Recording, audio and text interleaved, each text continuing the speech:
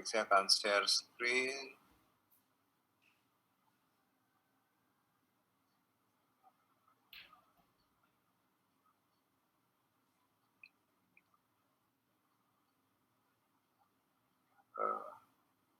Awas, slide saya sudah terlihat jelas?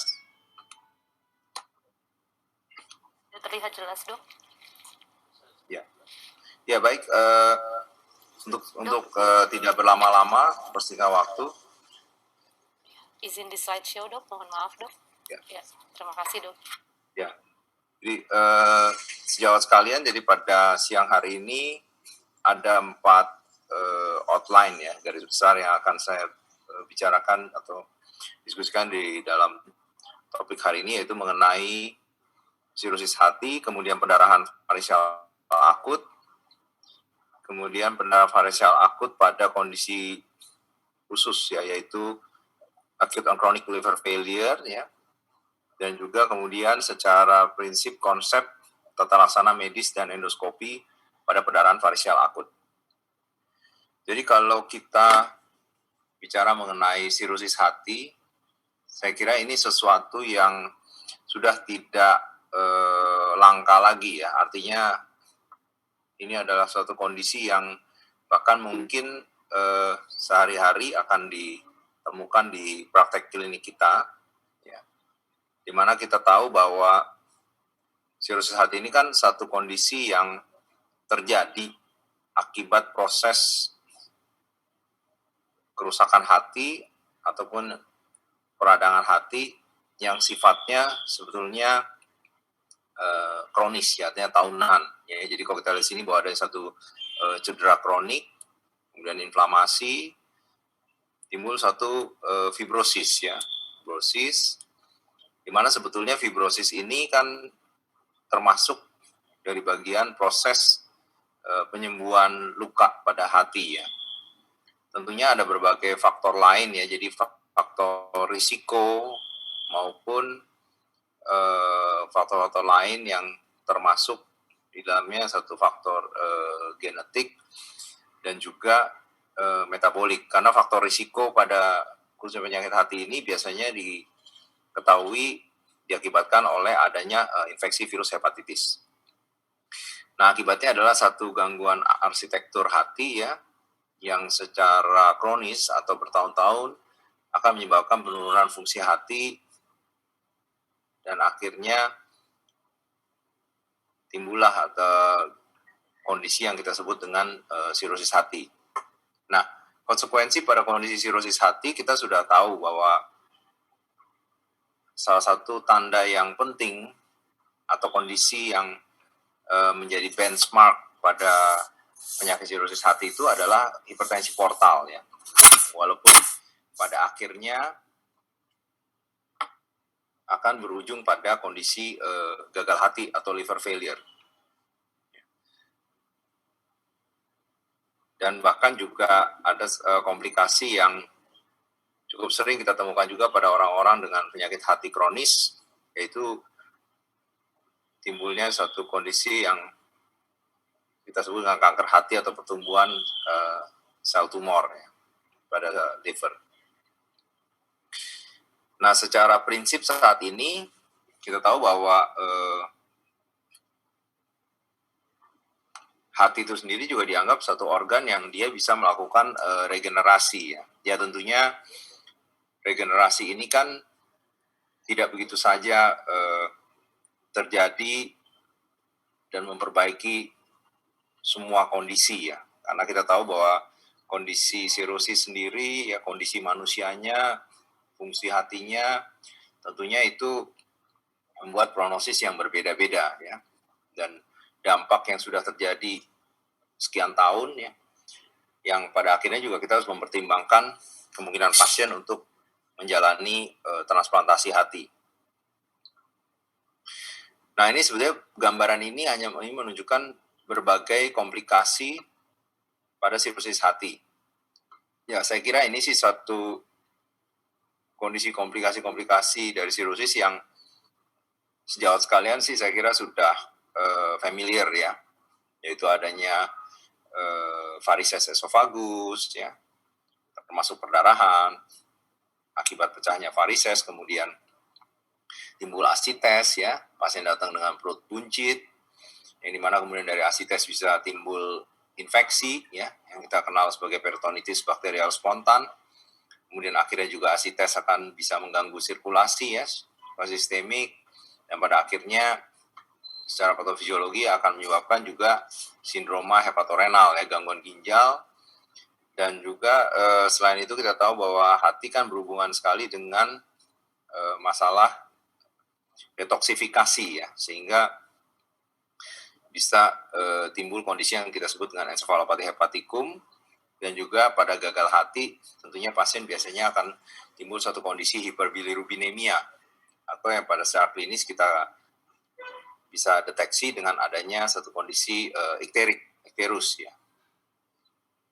Nah, ini gambaran ini hanya ingin memperlihatkan bahwa bagaimana vena porta ini ya, secara anatomi, yaitu dibentuk oleh vena mesenterica superior ya, pertemuan itu dengan vena splenicus, dan ini dia akan bercabang nih, karena kita tahu bahwa hati sendiri kan kiri dan kanannya. Kenapa ini penting?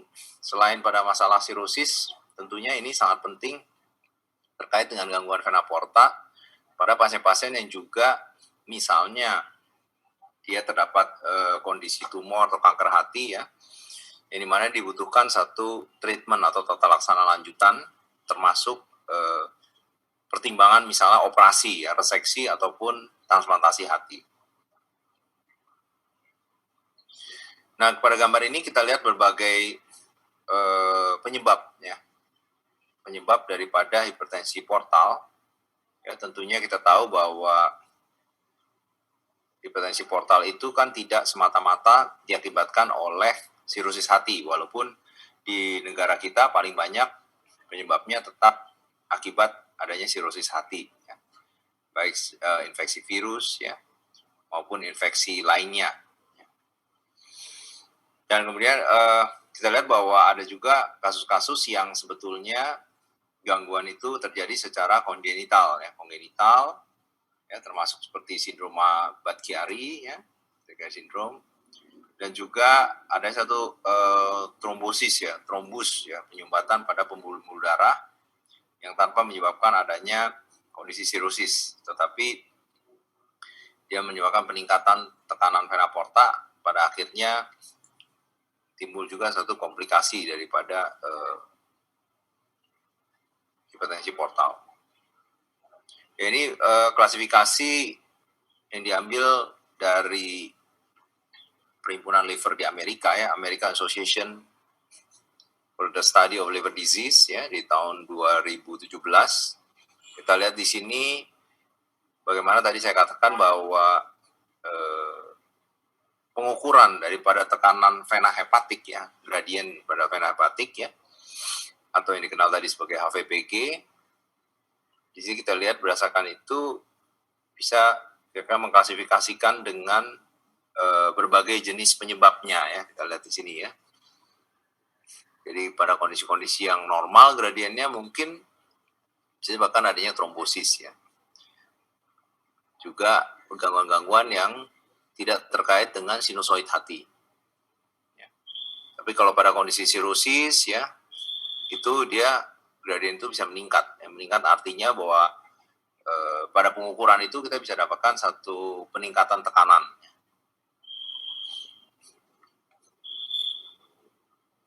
Nah, ini bagaimana kita membagi hipertensi portal tanpa sirosis dan dengan sirosis ya. Walaupun kita lihat di sini bahwa 90% dari kasus hipertensi portal itu umumnya terkait dengan masalah sirosis hati ya. Tetapi ada juga sebagian kecil yang tadi saya katakan ini disebabkan kondisi lain ya, atau pada kondisi-kondisi yang tidak terjadi adanya sirosis hati. Nah, ini satu rumusan bagaimana resistensi daripada vaskular intrahepatik dengan aliran vena porta ya, yang akhirnya bisa menyebabkan kondisi hipertensi portal. Ya. Nah, perubahan mekanik pada sirosis hati memang akhirnya menyebabkan terjadinya peningkatan resistensi ya daripada pembuluh darah di dalam hati. Ya, ini kita lihat gambaran jaringan hati normal ya dengan sinusis ya. Ini hepatosit, sinusoidnya ya. Kita lihat endotelial, sel covernya, stellate selnya ya. Kita lihat jadi ada satu peningkatan tekanan ya. Jadi kita di sini adanya fibrosis hati akibat kerusakan itu akan bentuk yaitu kita sebut jaringan-jaringan parut ya, walaupun tadi saya katakan bahwa fibrosis hati ini bisa menjadi satu kondisi juga proses penyembuhan, tetapi pada kondisi kronis dan di mana penyebab itu tidak dikendalikan dengan baik, akhirnya kerusakan itu menjadi berat, kronis dan sulit untuk beregenerasi. Akhirnya timbullah nodul-nodul regeneratif cedera hati dan akhirnya itulah menjadi berlanjut di sirosis dan berbagai komplikasinya.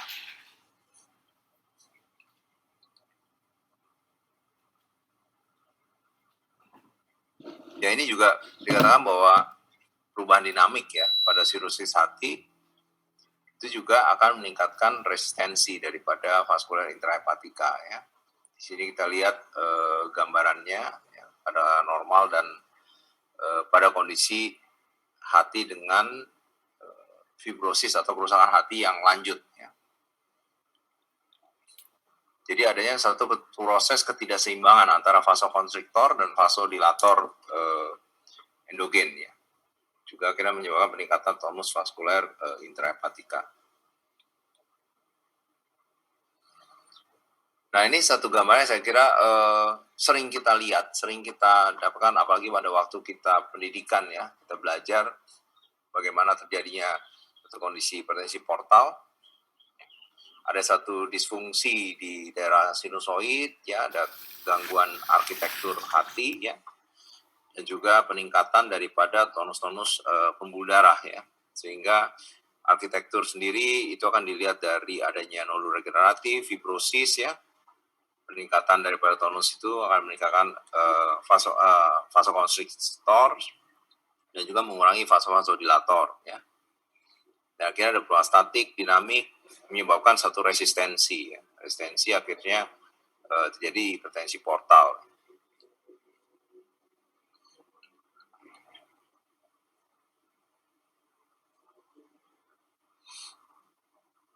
Nah, pada kondisi hipertensi portal juga, ini tadi saya katakan selain tingginya tekanan itu, selain dia membentuk adanya jadinya varises, kemudian dia bisa dengan tekanan tinggi itu akhirnya membuat satu perdarahan karena pecahnya varises vagus ya, dan juga komplikasi lain seperti asites dan tadi saya sudah katakan di depan di awal mengenai sindrom hepatorenal karena akibat gangguan daripada sirkulasi sistemik.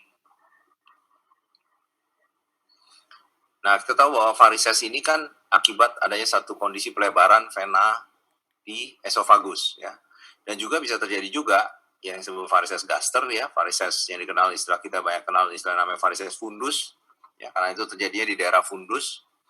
Ya. Itu juga akibat dari adanya kondisi hipertensi portal. Akhirnya kalau tekanan berlebih, dia ruptur, dia pecah, timbullah suatu perdarahan yang masif ya. Jadi ini gambaran ini kalau kita lihat kan ini memperlihatkan bagaimana aliran pembuluh darah itu baik dari yang limpa, dari daerah limpa maupun dari daerah main portal vein langsung melalui ke gaster ya, stomach. Nah, ini secara endoskopi bagaimana kita menilai ada gambaran-gambaran varises esophagus. Di RSCM sendiri ya itu dilihat bahwa ternyata memang komplikasi sirosis yang paling banyak itu adalah adanya varises esophagus ya. Tetapi kalau kita lihat di sini menariknya bahwa kejadian varises esophagus juga kita tahu itu terkait dengan kondisi kerusakan hati itu sendiri ya. Di sini yang makin banyak ditemukannya varises esophagus yaitu pada pasien-pasien dengan derajat kerusakan hati Charpur score C ya.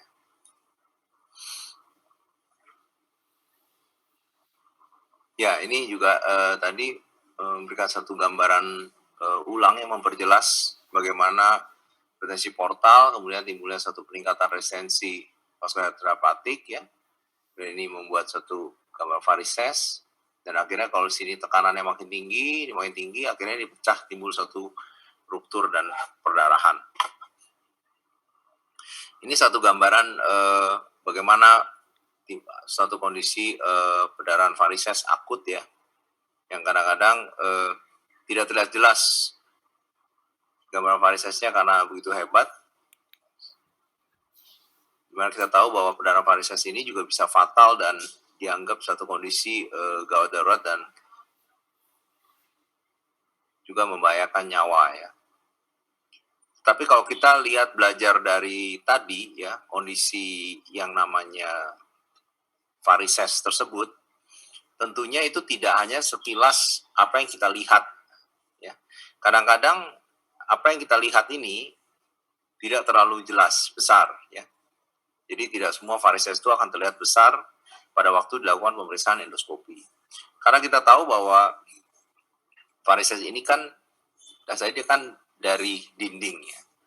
Sehingga adanya kolateral, kemudian varises paraesofagus ya, periesofagus ya, dan lain pembuluh darah yang kadang-kadang mungkin itu tidak terlihat ya, tapi itu bisa menyebabkan perdarahan ya. Jadi kadang-kadang timbul satu perdarahan tanpa jelas adanya varises yang bermakna. Ini satu contoh seorang pasien yang perdarahan berulang ya, tetapi setiap dilakukan endoskopi itu varisesnya terlihat kecil ya. Akhirnya kita mencoba mengevaluasi dengan endoskopik ultrasound ya, karena kita tahu saat ini pemeriksaan endoskopik ultrasound ini juga mulai banyak dipakai untuk mengevaluasi satu kondisi hipertensi portal, khususnya seperti ini ya. Kita lihat ini kondisi pada varises gaster yang sebenarnya secara endoskopi tidak terlalu jelas ya, tetapi kalau kita lihat pada gambaran endoskopik ultrasound itu, ini pembuluh darahnya jelas sekali ya. Jadi ini yang tidak terlihat jelas oleh endoskopi, dan akhirnya secara endoskopik ultrasound itu kita bisa langsung juga selain mendeteksi, kita melakukan injeksi langsung pada jadi intravaskuler ya, langsung pada varises gaster. Kita lihat di sini dimasukkan cyanoacrylat ya. Jadi, nah setelah tindakan ini kita lihat di sini sudah tidak ada pembuluh darah yang aktif lagi, dan juga setelah kondisi ini pasien sudah tidak pernah lagi tuh timbul suatu kondisi perdarahan. Nah kalau kita lihat berdasarkan kriteria dari grup Asia Pasifik ya, kelompok Asia Pacific Association for Study of the Liver, kita lihat perdarahan varises akut itu time frame-nya adalah sampai 48 jam ya. Aktif tuh secara endoskopi ya, dan bisa juga disebut inaktif juga secara endoskopi ya. Nah, yang penting memang pada kondisi hipertensi portal bagaimana kita mendiagnosa yang istilahnya adalah clinically significant portal hypertension. Jadi ada satu peningkatan tekanan vena porta dianggap bermakna secara klinis ya. Tentunya memang kalau kita lihat tadi dengan pemeriksaan yang dikatakan dengan pengukuran tekanan melalui pemeriksaan gradien tekanan vena hepatika, itu kita bisa menilai bahwa apakah pasien ini dia sudah masuk dalam golongan clinically significant portal hypertension atau tidak ya. Di mana itu biasanya dianggap mulai klinikal secara bermakna secara klinis itu kalau didapatkan tekanan 10 mm Hg ke atas. Kita tahu bahwa HVPG normal itu yang penting adalah 3 sampai 5 ya, rata-rata orang normal ya. Jadi ini kita lihat, jadi kalau sudah di atas 5 itu memang sebetulnya sudah dianggap bahwa dia ada satu kondisi hipertensi portal. Nah menariknya kondisi ini kadang-kadang kan tidak bisa terlihat dengan apa yang kita periksa. Artinya gini, kondisi-kondisi seperti ini bisa saja terjadi pada kondisi awal-awal kerusakan hati ya. Jadi sirosis yang masih baru, masih awal, sehingga kadang kita sulit, kita tidak tahu bahwa apakah memang sudah ada satu kondisi hipertensi portal atau tidak gitu ya. Nah kita lihat sini juga bahwa peningkatan tekanan vena porta ya yang digambarkan oleh perbedaan tekanan gradien daripada tekanan vena hepatika itu sangat berhubungan dengan komplikasi orang-orang sirusis ya, termasuk perdarahan varises ya. Dan bahkan kalau makin tinggi kejadian berulangnya tinggi, sehingga sebetulnya dengan kita mengetahui satu tekanan yang pasti, kita sudah bisa memprediksi kondisi pasien tersebut, bahkan kemungkinan misalnya mempertimbangkan apakah pasien ini perlu dilakukan transplantasi hati atau tidak. Nah, kita tahu bahwa peningkatan risiko mortalitas itu ternyata juga dari studi-studi dikatakan itu sebanding ya dengan peningkatan gradien ya daripada tekanan vena hepatika ya. Jadi gradien tekanan vena hepatika ini sebetulnya menggambarkan tekanan vena porta, karena sebetulnya kan vena hepatika ini kan tidak secara langsung ya. Makanya ini disebutnya ada indirect measurement ya. Itu. Nah, klasifikasi daripada varises esophagus itu juga ada yang low risk dan high risk ya. Low risk yang risiko rendah ini biasanya yang tanpa adanya red color sign. Ya, jadi red color sign ini sangat penting untuk dilihat pada waktu tindakan endoskopi. Jadi yang high risk itu kan memang walaupun kelihatan varises kecil tapi dia jelas ada red color sign. Tapi medium atau misalnya memang varises yang ada pada pasien-pasien dengan calpu kelas C. Tadi kan sudah kita lihat bahwa tentunya makin berat kondisi liver, dan tentunya risiko timbulnya varises yang mudah pecah itu makin tinggi. Karena kan biar bagaimanapun juga kan semua kembali lagi akan didasari oleh tingginya tekanan vena porta tersebut. Mohon izin dokter, waktunya tinggal 3 menit lagi dok.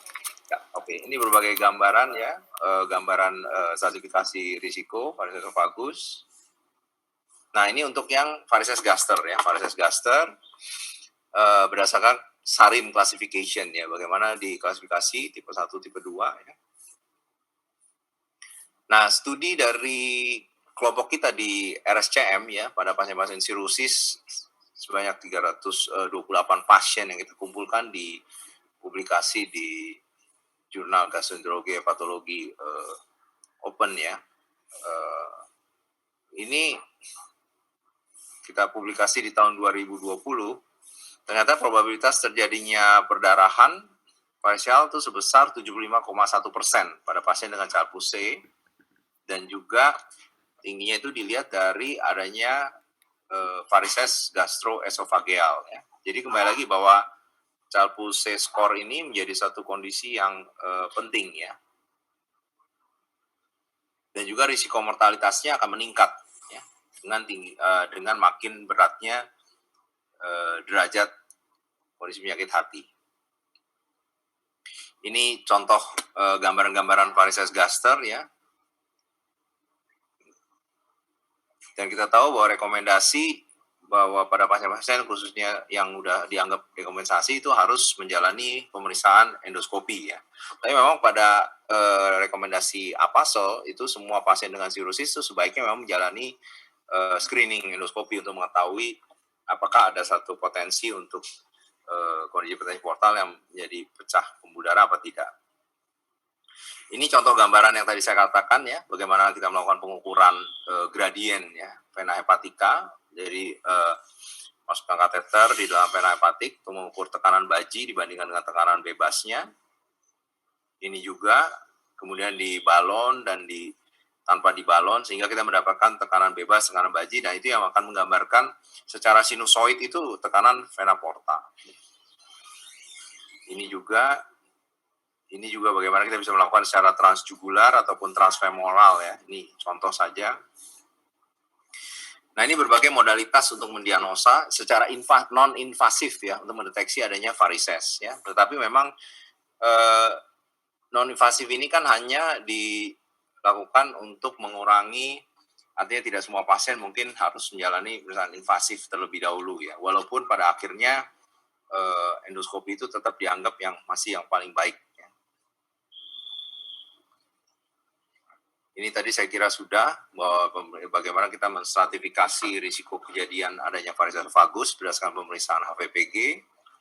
Nah, mungkin yang kita harus ingat bahwa tadi saya katakan bahwa ada satu kondisi yang kita sebut namanya ACLF, acute on chronic liver failure ya.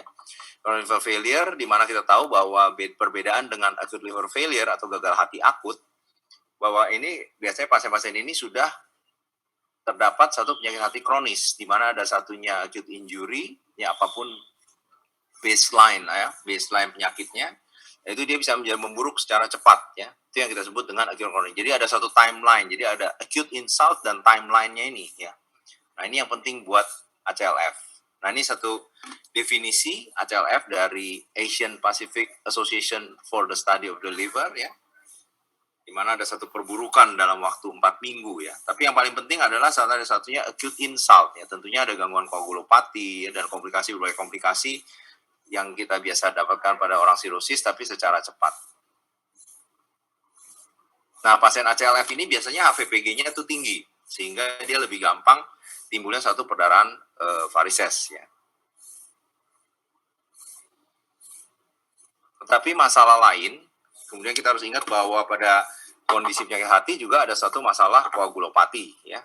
Ini juga jangan lupa bahwa ada satu kondisi koagulopati di mana adanya ketidakseimbangan hemostasis ya. Jadi pada kondisi-kondisi orang penyakit liver yang udah kronis, sudah advance, lanjut, itu kita tahu bahwa biasanya ada ketidakseimbangan tuh, yang dimana karena tidak selalu tergambarkan pada profil hemostasis pasien tersebut ya, antara kemungkinan terjadinya bleeding maupun trombosis. Ya, jadi ini ada satu teori rebalance yang mengatakan bahwa inilah yang susahnya. Jadi ada satu kondisi yang hemostatic changes yang menyebabkan bleeding, sebaliknya ada hemostatic changes yang juga menyebabkan trombosis ya. Nah, ini yang menjadi satu kondisi yang juga kadang-kadang menjadi dilema bagaimana kita menata laksana pasien dengan sirosis hati dengan kelihatannya profil hemostasis yang baik, tetapi risiko perdarahannya itu tinggi. Nah, ini satu teori baru dari cell-based study ya, di mana pada orang-orang yang acute on chronic liver failure ini ternyata menariknya ada satu gangguan juga yang disebut disfungsi endotelial, sehingga dia memang selain pendarahan, dia lebih dominan favoring ke arah trombosis bila dibandingkan dengan kondisi sirosis hati.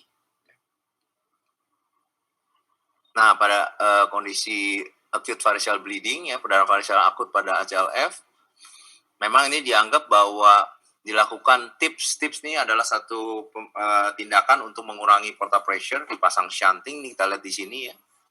Itu dia mengurangi kejadian perdarahan berulang maupun mortalitas. Ya, ACLF kita lihat di sini menunjukkan angka perdarahan recurrent lebih tinggi daripada yang tanpa ACLF. Dan juga merupakan faktor risiko independen untuk mortalitas dan perdarahan recurrent. Ini tadi yang saya katakan bahwa bagaimana kita mendiagnosa dan manajemen perdarahan varises akut berdasarkan APASOL ya. Jadi artinya kita harus combine ya, dan juga pada varises gaster ya, di mana kita harus melakukan tissue adhesif tadi seperti misalnya injeksi ya, atau misalnya band ligation, bisa glue, atau bisa tips sebagai salvage treatment ya, terapi penyelamatan. Dan bahkan kita harus mempertimbangkan juga untuk transplant tentunya ya. Ini rekomendasi juga dari EASL, European Association for the Study of the Liver, mengenai perdarahan varises akut, di mana bisa digunakan juga terapi-terapi obat vasoaktif seperti terlipressin, somatostatin maupun octreotide. Dan juga kombinasi itu saya kira sama dengan rekomendasi APASOL sebagai lini pertama untuk tata laksana perdarahan varises akut. Ini juga hanya satu algoritma aja. Ya, ini saya kira ini target terapi daripada hipertensi portal secara medikamentosa ya. Yaitu saat ini selain beta blocker, kita tahu bahwa ada lagi pengobatan dengan carvedilol ini dianggap lebih baik ya daripada beta blocker secara medikamentosa. Ini tadi hanya resume dari berbagai agen vasoaktif untuk perdarahan varises akut dan bagaimana rekomendasi daripada berbagai dosis-dosisnya. Ini saya kira sama. Ini juga melihat bahwa tata laksana varises sedang berat yang tanpa perdarahan ya. Saya kira carvedilol ini saat ini menjadi pilihan yang lebih baik. Ini tips yang tadi saya katakan, salah satu prosedur shunting. Ya, ini tadi juga katakan bahwa preemptive tips ya, secara signifikan menurunkan angka perdarahan recurrent secara signifikan ya. Juga menurunkan mortalitas. Ya, jadi sejawat sekalian, saya kira perdarahan varises akut ini merupakan salah satu komplikasi yang fatal ya, dan dianggap menjadi satu kondisi gawat darurat dari penyakit sirosis hati. Tentunya pada kondisi acute on chronic liver failure ya kita harus berhati-hati karena ini juga memiliki kaitan erat. Secara independen ini berhubungan dengan jadinya perdarahan recurrent ya, pada ATLF, dan juga risiko mortalitas. Dan memang pada kasus-kasus yang perdarahan varises akut, tips ini bisa dipertimbangkan sebagai alternatif daripada transplantasi hati. Tentunya harus dilihat juga dari ketersediaan atau misalnya expertise dan memang adanya center-center yang sudah memiliki expert untuk melakukan tips ini sendiri. Karena tips ini juga bukan satu yang bisa dilakukan begitu saja di berbagai center secara umum ya. Tentunya itu juga harus dilihat. Tapi tentunya secara standar bahwa tata laksana secara medikamentosa dan endoskopi masih menjadi satu yang utama ya, jadi first line. Ya tentu saya kira dari semua yang saya katakan ini, ya bagaimana kemudian kita melihat berbagai studi, kondisi, dan dari patofisiologi, saya kira yang paling penting adalah bagaimana kita mencoba berpikir untuk melihat dari berbagai evidence, ya, dan juga apa yang kita dapatkan di clinical practice secara nyata, untuk memberikan tata laksana atau pasien yang lebih baik. Mohon maaf agak terlambat sedikit dan sekian dan mudah-mudahan ini bermanfaat dan terima kasih.